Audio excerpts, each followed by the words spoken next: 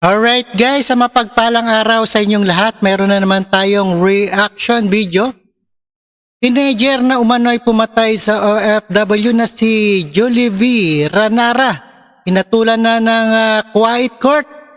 Buti naman at eto 15 taon pagkakulong na naging hatol ng quiet court sa menor de edad na umano'y pumatay sa Filipino worker na si Jollibee Ranara.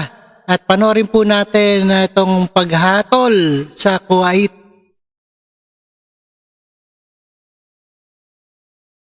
Ayan, panoorin po natin guys.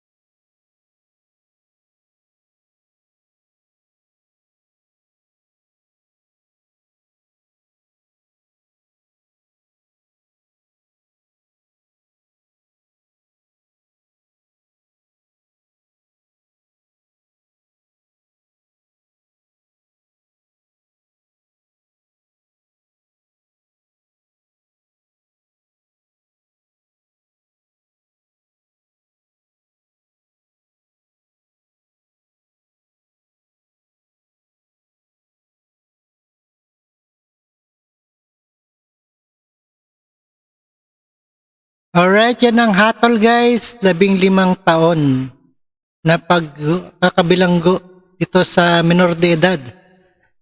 Ayan na pumatay sa Filipino worker na si Jollibee Ranara. At ayan, thank you so much sa inyong lahat and peace out.